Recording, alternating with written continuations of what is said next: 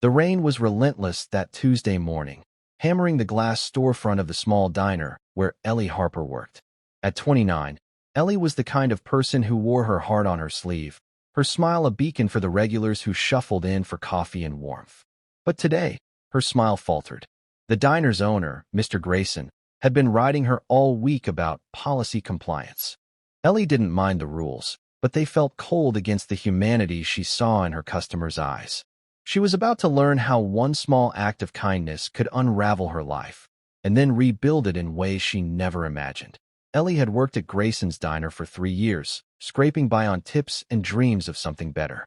Raised by her grandmother in a modest Ohio town, she'd learned early that kindness was currency, even when money was scarce. That morning, as the breakfast rush dwindled, an elderly man named Walter shuffled in, his coat threadbare, his hands trembling as he clutched a crumpled dollar bill. Walter was a regular, always ordering the $5 senior special, 2 eggs, toast, and coffee. But today he was short. "Ellie, darlin'," Walter said, his voice soft. "I'm a bit light today. Can you spot me? I'll square up tomorrow." His eyes, cloudy with age, held a quiet dignity. Ellie glanced at the register, then at Mr. Grayson, who was hovering near the back, his arms crossed. Policy was clear, no tabs, no exceptions. But Walter's hunched shoulders and the way he avoided her gaze tugged at her heart. She'd seen him count pennies before, always leaving a dime tip despite his own struggles. Without a word, she rang up the order, slipped $4 of her own tips into the till, and winked at Walter. "You're good, Walter. Coffee's hot today." He smiled, a flicker of relief crossing his face, and settled into his usual booth. Ellie thought that was the end of it, but Mr. Grayson had been watching.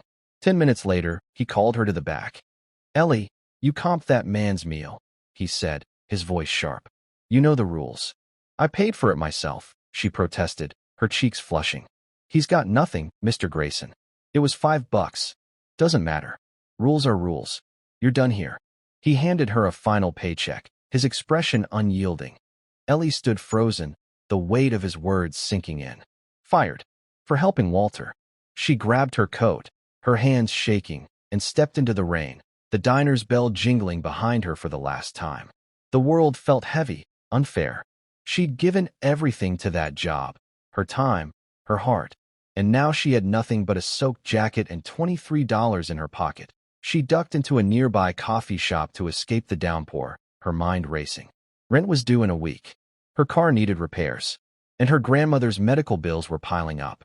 Ellie wasn't one to cry, but as she sat in a corner booth, the tears came anyway. What had kindness gotten her? A pink slip and a soaked pair of sneakers. Unbeknownst to Ellie, Walter had seen her leave the diner.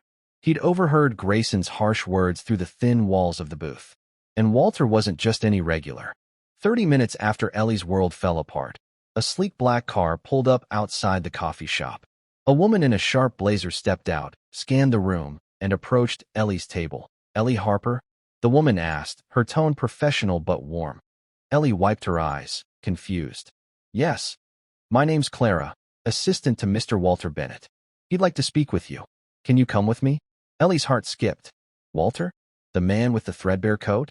She hesitated but followed Clara to the car, her curiosity outweighing her fear. The car wound through the city, stopping at a sleek office building downtown. Inside, Walter waited in a conference room, his frail frame dwarfed by a massive desk. But his eyes sparkled with something Ellie hadn't noticed before: purpose. "Ellie," Walter began, his voice steady now, "you didn't have to help me today, but you did, and I saw what it cost you." Ellie shifted uncomfortably. "It was nothing, Walter. I'm sorry if I got you in trouble." Walter chuckled, a sound that filled the room with warmth. "Trouble? No, darling. You reminded me of something I'd forgotten." He leaned forward. "I'm not just an old man who likes cheap eggs. I'm Walter Bennett, founder of the Bennett Foundation. We help people who help others, people like you." Ellie's mouth fell open. The Bennett Foundation? She'd heard of it. Everyone in Ohio had. It funded schools, hospitals, scholarships. Millions of dollars flowed through its grants every year. And Walter, this Walter, was its heart. "I've been watching you for months," Walter continued. "You treat everyone in that diner like family. Today, you paid a price for that kindness. I want to make it right." He slid a folder across the table. Inside was an offer, a job as a community outreach director for the foundation, with a salary that made Ellie's head spin. But more than that, there was a personal grant, $50,000, to cover her grandmother's medical bills and give her a fresh start. Ellie's hands trembled as she read the papers. "Why me?" she whispered. "Because," Walter said, his voice thick with emotion, "the world needs more people who choose kindness over rules. You're proof that one small act can change everything." The emotional weight of his words hit Ellie like a wave. She thought of her grandmother, who'd taught her to give without expecting anything in return. She thought of the diner, where she'd poured her heart into every smile, every refilled coffee cup, and she realized that her small act of defiance, slipping $4 into the till, hadn't just helped Walter. It had revealed her own strength, her own worth.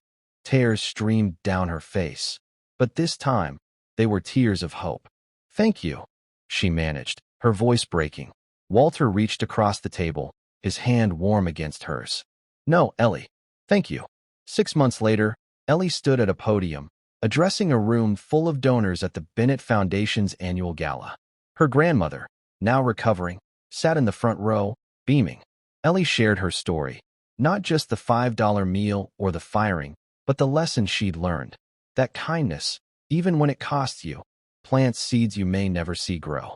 The audience rose to their feet, inspired not by the money the foundation gave, but by the ripple effect of one woman's heart. Ellie's life had changed, but so had her perspective. She knew now that the world wasn't always fair, but it was full of people like Walter, quiet heroes waiting for a chance to lift others up.